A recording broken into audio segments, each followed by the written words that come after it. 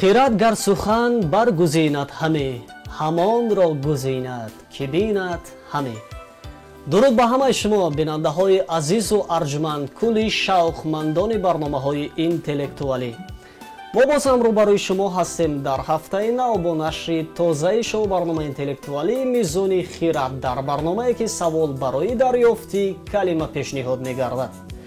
یادآور می‌شویم برنامه مذکور با مقصد ارجگذاری به تاریخ و فرهنگ زبان دولتی، سینمای ملی، بلند برداشتن ذوق جوانان به کتاب و کتابخوانی منظور شما می‌گردد. امروز آمدند به شو برنامه ذهنی میزان خیرات یک گروه اخلاصمندان جوانان با خواهش و ذوق از اکادمیای اداره‌کنی دولتی نزد پرزیدنت جمهوری تاجیکستان و یادآور میشیم در چند نشر قبلی برنامه ما اشتراک جوانان این مؤسسه فرهنگی خیلی هم جالب و قابل تحسین بود و امروز نیز جوانان با خواهش و ذوق آمدن و کوشش میکنند در این بازی یک رقابت جالب نشان بدهند. خوش آمده جان همه با شو برنامه میزون خیرات و اکنون بیایید یک معرفی کوتاه میکنیم و پسون میگذاریم با بخشای برنامه.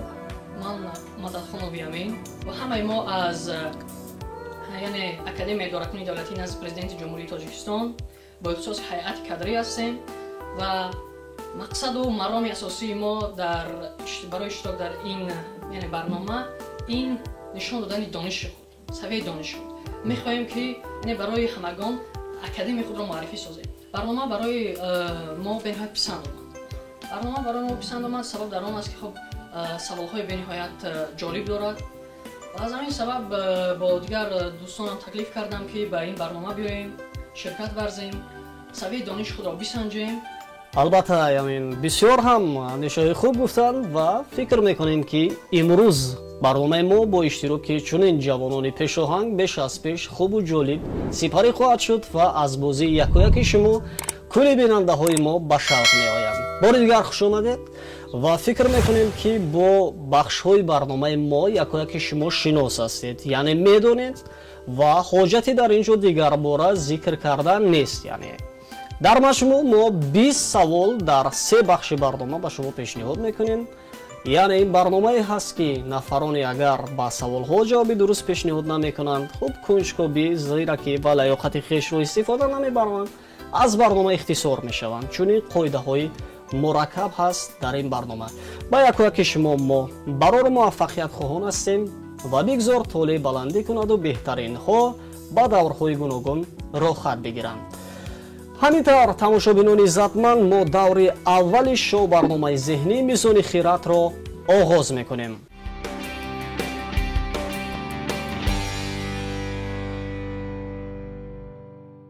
ما در این برنامه کوشش کردیم قسمت زیاد سوالهایمان را وابسته به نام انسان ها آماده کنیم. خب سوال اول چنین است: بخشش انعام کلمه از 3 حرف عبارت است. مجازاً، لطف و احسان. نام مردانه، نام اکتور شناخته تاجیک که امروز با نامشان تئاتر در شهر باختر موجود است. کلمه از 3 حرف عبارت است. انعام بخشش را باز چی میگویند؟ شاید جواب لطف باشد. لطف کمی نزدیک آمدیم. مجازاً لطف و احسان است. مجازاً لطف و احسان است واقعا. شاید علی باشد.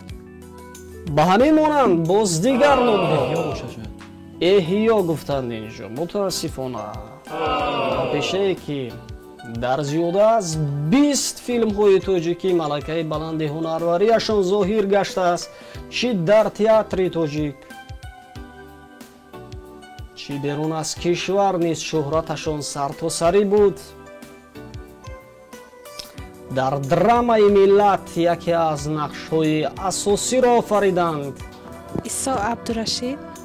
عیسی عبدالرشید متاسفانه عطا محمد جانوف. تئاتر بلید. گرچه عطا در همه جا دلکش است، هر چه به هنجار بود آن خوش است. بله این کلمه عطا بود واقعا. سوال‌های دیگر بسیار بزرگ، بسیار کلان. کلمه از 4 حرف عبارت است. بسیار، خیلی سخت. نام مردانه چی است؟ شاید عظیم باشه. عظیم گفتند اینجا. بود هر بیت یک دوری یتیم، در معانی هر یک شهری عظیم. اوکیان شعری درنده، شعری بیشه. کلمه از 4 حرف عبارت است. نام برج پنجم از 12 برج فلک نام مردانه. اسد گفتند اینجا. در کارزار حوصله کمتر ز ثعلبی، در گیرگار ولوله افزونتر از اسد. بله، با افتخارشان کف میکنیم. لطفاً این کلمه اسد. سوال نوبتی پیشنهاد میشود. دادرسی، دادگری را باز چی طور نام میبرند؟ کلمه از 6 حرف عبارت است. نیکوکاری، کار از روی انصاف. نام زنانه. مرحمت. عدالت گفتند اینجا. مأمون گفت آنچه با تو بود از تواضع بجا آوردی، اما از ما از عدالت تجاوز نداریم. گفته از احمد دانش. واقعا این کلمه عدالت بود.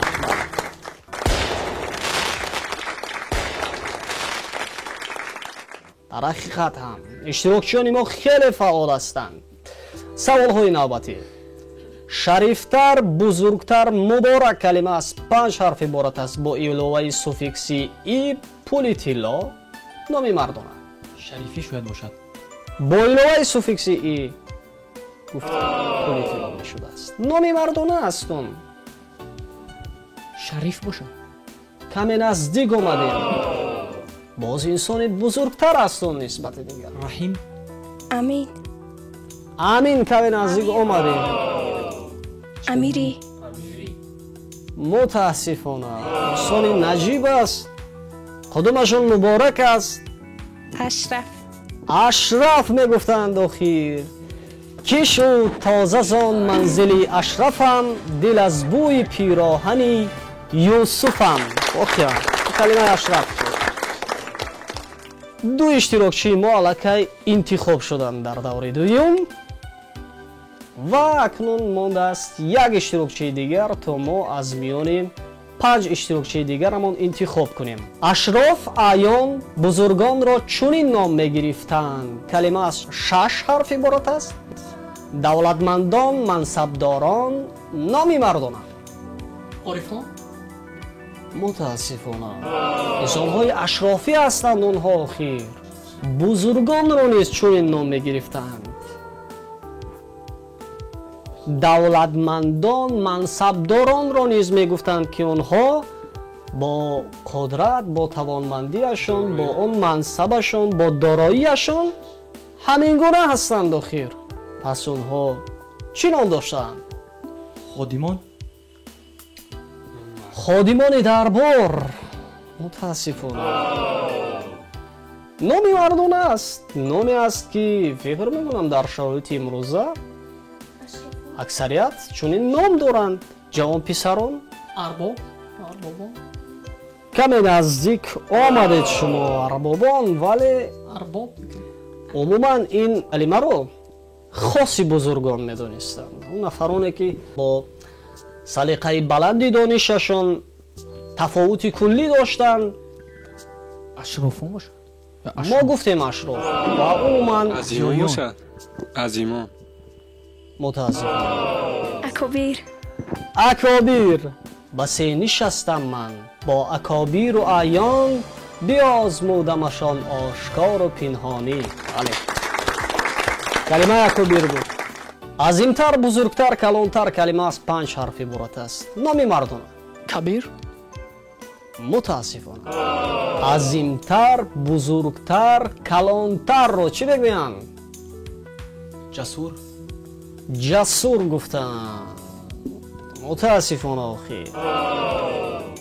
باز چگونه گزینه ها به فکر آمدن؟ بزرگ باشه. بزرگ. ما گفتیم بزرگتر. اعظم گفتند اینجا. گر رزیم است از فرودستان گناه، از بزرگان عفو کردن اعظم است. آمد از در انوار سهیلی. مخیرم این کلمه اعظم بود.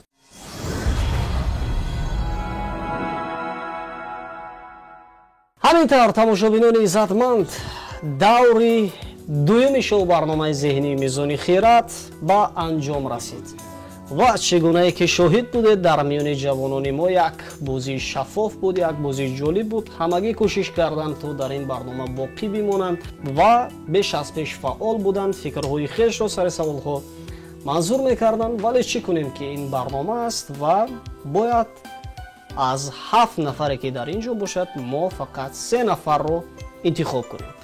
با دیگرها اظهار سپاس میکنیم که در این برنامه خیلی هم رقابت سالم داشتن، آمدند و توانستند واقعا یک بازی خوب و جالب و نمونه منظور میلیون ها علاقمندان تلویزیونی سینما گردانند. برای آمدن هایتان بار دیگر اظهار سپاس. خوش آمدید.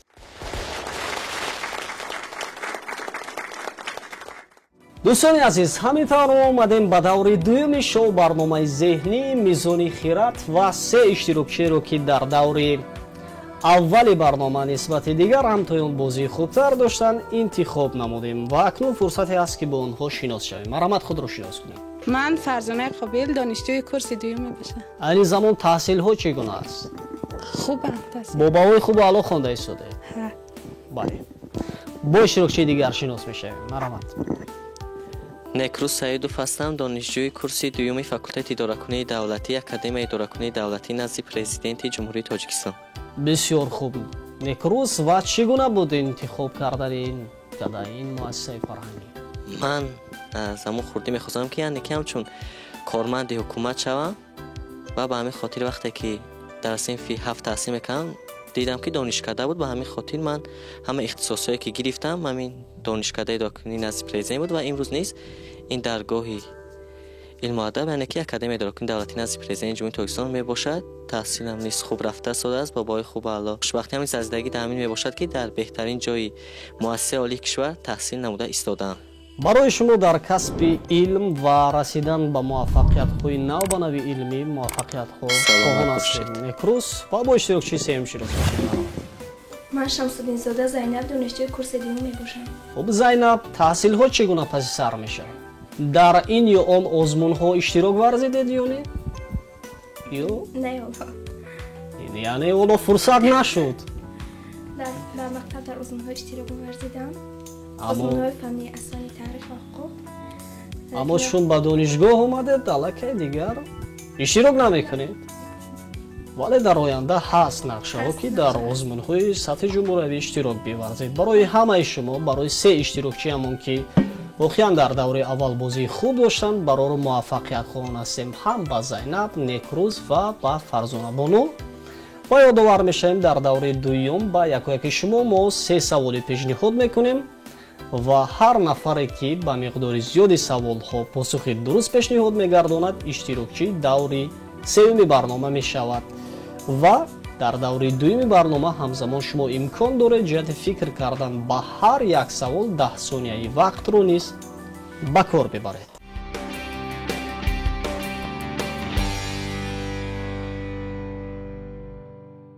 سوال اول رو از که آغاز کنیم؟ از نکروز زینب یا فرزانه بانو؟ از نکروز آغاز کنیم. روشنتر را باز چی میگویند؟ کلمه از 5 حرف عبارت است. منور، پرنور، بسیار روشن. یک جا با کلمه ماه، ماهی پرنور و درخشان. با کلمه مهر معنای آفتاب شعله‌ور، خورشید درخشان. با کلمه ضمیر معنای دل صاف و روشن، طینت پاک و منور را افاده میکند. نام مردانه. یعنی گفتید معنیش روشن. ما وقت درخشان گفتیم نه که درخشان از 5 حرف نیست عبارت نمیشه. شاید این قمر باشد. قمر معنی همین چی میگن روشن‌تر نه با نیست نام مردانه هم باشد. شاید قمر دیگر از گزینه ها کار نمیگیرید و از وقت نیست. نه جا بگونه قمر. بله. نگاه نرگسش از فتنه مزمر خبر دارد. عجب شوخی که رویش از مه انور خبر دارد. این کلمه انور بود. سوال دیگر پیشنهاد می شود به فرزانه بانو. یک نوع شیلمی تلخ که با مرهم ها همراه میکنند. کلمه از 7 حرف عبارت است. یک نوع گیاهی کوهی نام دخترانه. یک نوع شیلمی تلخ بوده است که با مرهم ها همراه میکردند تا اینکه وقتی به این یا آن جای بیمار میشکند زودتر صحت بیابد و باز گیاهی کوهی بوده است. بیش از پیش مداوا است برای هر یک انسانی که دردمند است، احتیاجمند است. این چنین نام دختران است. سوال فهمو است فرزانه؟ برای فکر کردن 10 ثانیه وقت. 7 حرف؟ بله 7 حرف است. وقت رفت.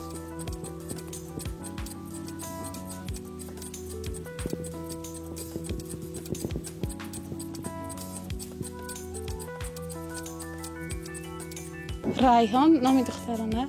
ریحان نمیشود. ریحان؟ ریحانه. تمام دیگر گزینه ها به فکر نآمدن. همین را قبول کنیم ما. متاسفانه این کلمه انظورت بود. انظورت یا پیازی انظور هم میگفتند. سوال دیگر پیشنهاد می شود با زینب. دختر دوشیزه عفیفه کلمه از 4 حرف عبارت است. نام معشوقه وامیق از داستان شاعری کلاسیک برج سنبله. برج ششم از برج‌های 12 گانه را چنین نام میگیرند. زینب نام معشوقه وامیق بوده است. اگر شما داستان‌های عاشقانه را خوانده باشید پس این سوال فکر میکنم برایتون اونقدر دشوار خواهد بود. 10 ثانیه وقت در اختیار دارید. وقت رفت.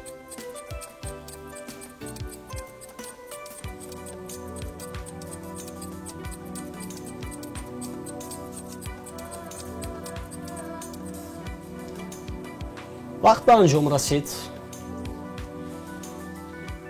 جواب ها آمدند به ذهن. گسو. گیسو؟ گیسو اون داشته یعنی اینجا بگون است. همه نازیدن داشت از دیدن زوار بود. وامیق است او به مثلگویی و زایر از راست. کلمه از را بود. وامیق و از را. تغرل میگوید سوداقی تو دارند به سر وامیق و از را تنها نه زلیخا. خلاصه کلمه از را بود. ما باز برمیگردیم به نیکروز. نام غلام سلطان محمود که تا به وزیری رسیده است. کلمه از 3 حرف است.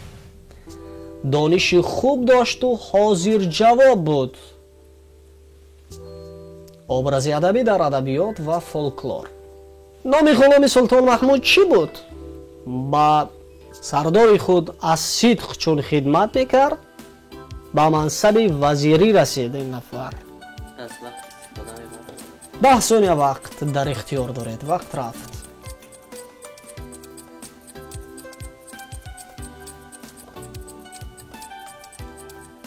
айёз. айёз дар ҳақиқат буд чунин нафар? аниқ маълум надошт. шояд айёз. ин нафар дониши хуб дошт гуфтем, ба мансаби вазирӣ расид.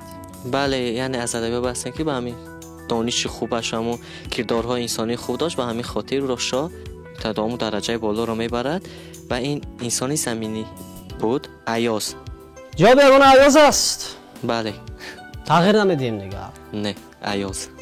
айёз гуфтанд инҷо Некрӯз. бори дили маҷнуну ғами турраи лайлӣ, рухсораи маҳмуду кафи пои айёз аст. бале, хотиан калимаи айёз буд. ҷавоб дуруст аст. мо боз бармегардем ба Фарида Боно. شیرین گوارا خوشتم با لذت کلمه از 5 حرف عبارت است. نام یکی از سیماهای اساسی در فیلم ستاره‌های سر تنور کارگردان سیف رحیمزاده افردی. نوشین. نوشین؟ نام دخترچه. نام دخترچه؟ خب شاید این نام دیگر قهرمان ها هم باشد. از چند؟ ما گفتیم کلمه از 5 حرف عبارت است.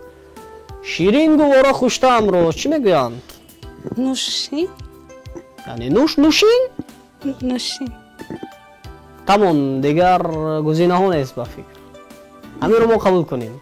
لبت چون چشمه نوشین و ما اندر هوس مانده کو بر وصل لبت یک روز باشد دسترس ما را. بله کلمه نوشین بود.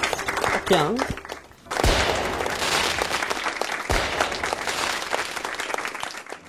خوشحال، شاد، خرسند، خوشبخت، سعادتمند کلمه از 5 حرف عبارت است. آفرین، مرحبا، زیهی، مجازن، شراب انگوری نام دخترانه. مرحبا میگویند در داستان ها، در قصه ها، روایت ها. مثلا ابوالقاسم فردوسی زیاد این کلمه رو استفاده میبرد در نظم کلاسیکی معروف خودش شاهنامه. زیهی میگویند بعد هم این کلمه رو استفاده میبرند. با جای زیهی مثلا این کلمه رو استفاده میبرند. سوال فهمو است. برای فکر کردن در ثانیه وقت در اختیار دارید. زینب بانو وقت رفت.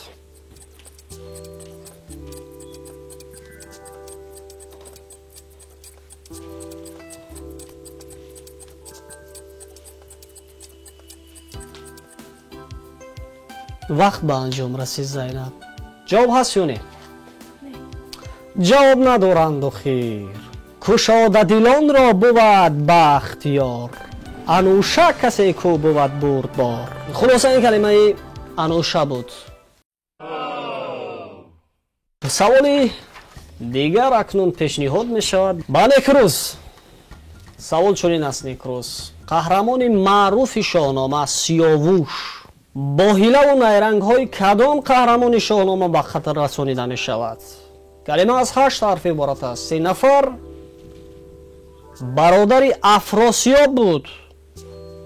او پیشروی و کامیابی های سیاووش را ندیده در نزد برادرش را سیاه می کند و همینطور افراسیاب به کشته شدن آن امر می دهد. خلاصه این نفر کی بود؟ کلمه از 8 حرف عبارت است.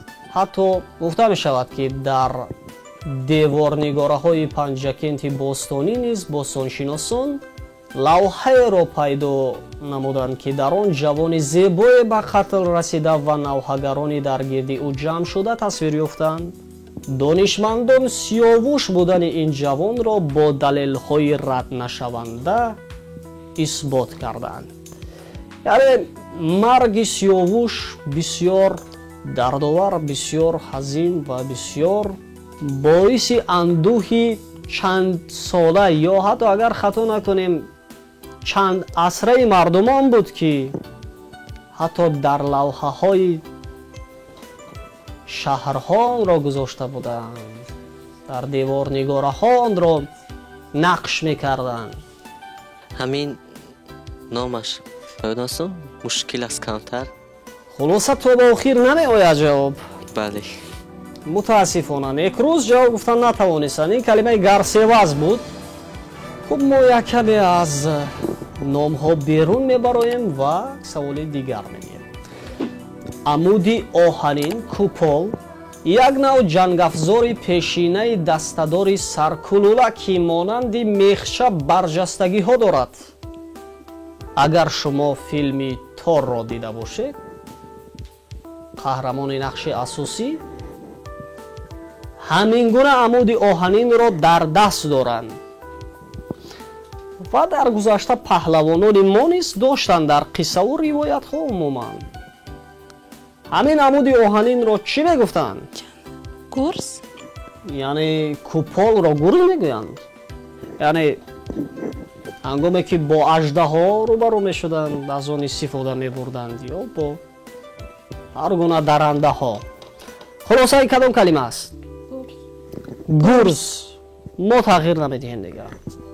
парад рӯҳаш аз дидани бурзи ӯ, кафад мағзаш аз ҳайбати гурзи ӯ. Бале, ин калимаи гурз буд. воқеан саволи дигар пешниҳод мешавад ва мо бозам аз доираи номҳо каме берун мебароем. ба саволи навбатиро пешниҳод мекунем ба Зайнаб. беомезиш, беолоиш, беғаш, соф, пок, сараро чӣ мегӯянд? калима аз 5 ҳарф иборат аст. маҷузан беғараз, бетараф, самимона. равшан. равшан мегӯянд. беомезиш, беолоиш, беғаш аст, соф аст, пок аст, сара аст. ё масалан роҷе ба ин ё он мавзӯъ беғаразона, бетарафона, самимона шумо андешаи хешро мегӯед.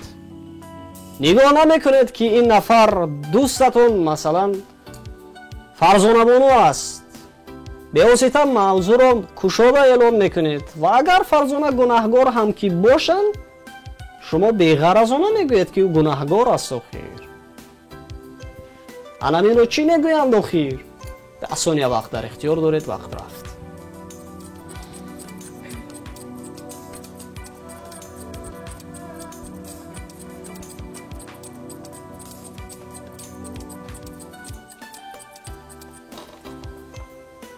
вақт ба анҷом расид. чӣ буд аз ҷавоб? зулол бошад. зулол. зулол. дигар гузинаҳо ба фикр намеоянд. намехед масҷиди ҷомеъ бино кард аз холис моли худ. тиллои холис мегӯянд. холисона шумо бетарафона, самимона мегӯед ки дугонаи ман гунаҳгор аст. гунаҳгор не, балки ӯ ғолиб аст. воқеан холисона мегӯед ки ӯ ғолиб шуд. аллакай ӯ ба даври сеюм роҳ хоҳад гирифт.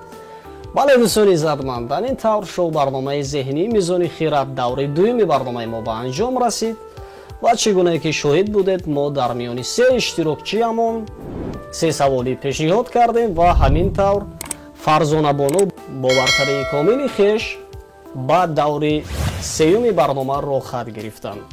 ҳам ба Зайнаб ва ҳам ба Некрӯз изҳори сипос мекунем барои як иштироки хеле ҳам ҷолиб ва фаъол ва аз ҷониби раёсати кор бо ҷавонон ва варзиши шаҳри Душанбе ба шумо диплом ва инчунин аз ҷониби нашриёти Адиб бо дастгирии Вазорати фарҳанги Ҷумҳурии Тоҷикистон ба шумо китобҳои хонданӣ тақдим мегардад.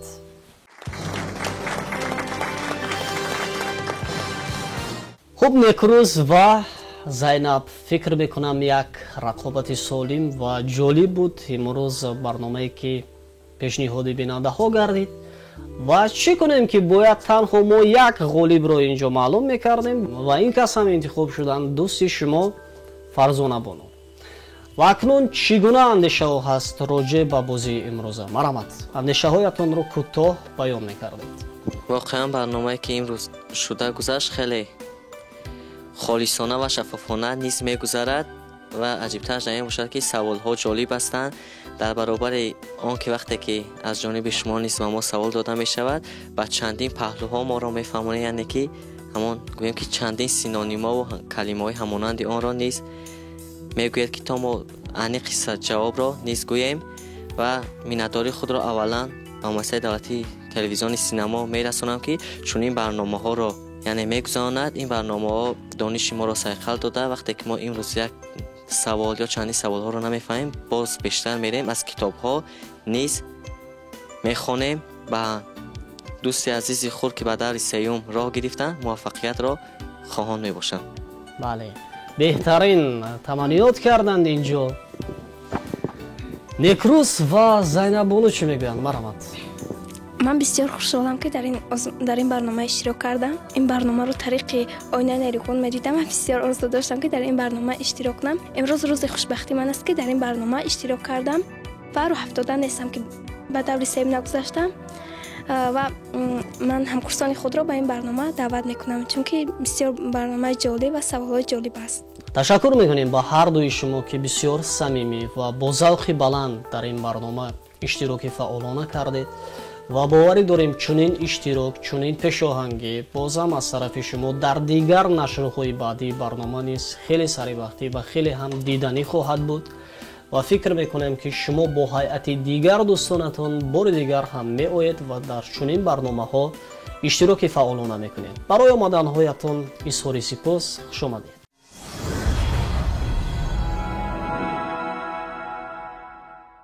тамошобинони иzzатманд, шумо даври сеюми шоу барномаи интеллектуалии мизони хиратро тамошо доред. ҳамин тавр иштирокчии ягона интихоб шуданд дар даври ниҳоии барномаи мо Фарзона Бону ва ёдовар мешавем дар ин давр мо ба Фарзона фақат 4 савол пешниҳод мекунем. дар сурати посух гардонидан ба 4 саволи барномаи мо имкон доранд дар баробари ба даст овардани диплом ҳамзамон роҳхатро аз они худ бикунанд ки метавонанд бираванд муддати 3 моҳ таҳсили ройгон забонҳои хориҷӣ ва фанҳои дақиқро аз они худ бикунанд. дар баробари ин мунтахаби осори абулмаонӣ мирзо абдулқодири бедилро ба даст биёранд ва ҳамзамон ҷоми барномаи мизони хиратро.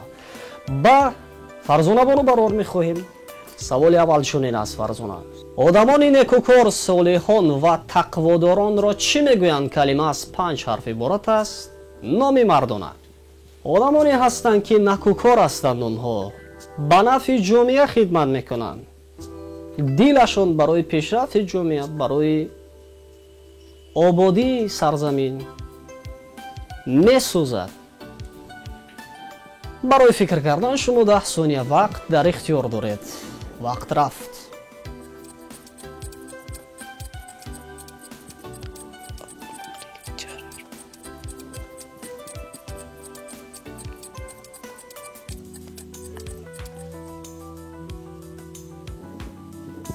хуб, حلیم ҷавоби ягона ҳалим.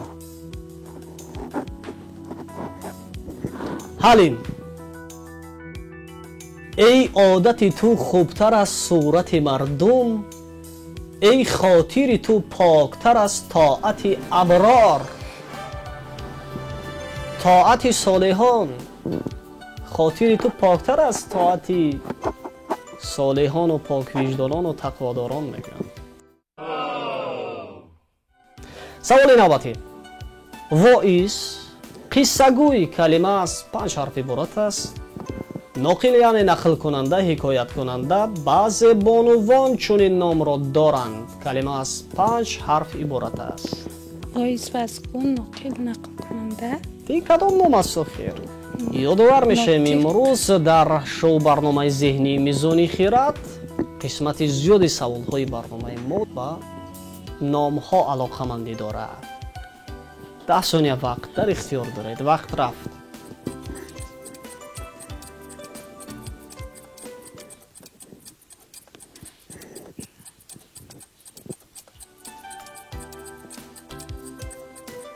القاس. القاس. سنبوله کرد سنبولم را خواست، گرچه القاس و لایوب سوحاق. بله، این کلمه القاس بود واقعا.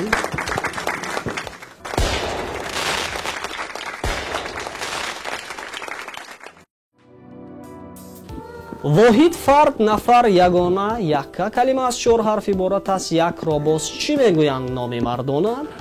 با علاوه پسوندی ای سپاهیان هندوستانی دوره فئودالی، نظامیان هندوستانی قدیم، منصبداران دربار در هندوستانی دوره پادشاهی. این کدام کلمه است؟ گفتیم از 4 حرف عبارت است. 10 ثانیه وقت در اختیار دارید. وقت رفت.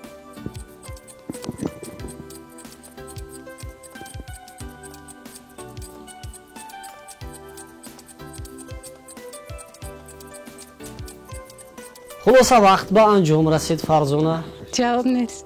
خلاصه جواب نداریم. عبدالمجید مستریب از کمال وارستگی محکوم احد نمیشد. این کلمه احد بود. بله.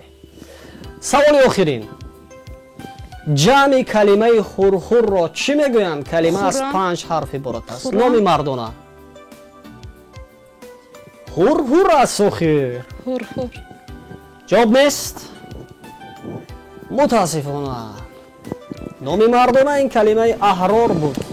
همین طور дӯстони иззатманд давраи сеюми шоу барномаи зеҳнии мизони хирад низ ба анҷом расид ва фарзонабону бо истифода аз лаёқат ва донишу маҳорате ки доштанд, муҳимтар аз ҳама ба худ боварӣ доштанд ва омаданд то ба ин зина ифтихорӣ ва тавонистанд чунин як бозии хубу ҷолибро манзур карда бошанд ва тавонистанд ба як савол ҷавоби дуруст пешниҳод гардонанд. мо ин ғолибиятро ба фарзонабону табрик мекунем ва аз ҷониби раёсати кор бо ҷавонон ва варзиши шаҳри Душанбе ба фарзонабону диплом ва ҳамчунин аз ҷониби нашриёти адиб бо дастгирии Вазорати фарҳанги ҷумҳурии Тоҷикистон ба фарзонабону китоби Мунтахаби Абулмаонӣ Мирзо Абдулқодири Бедил тақдим мегардад.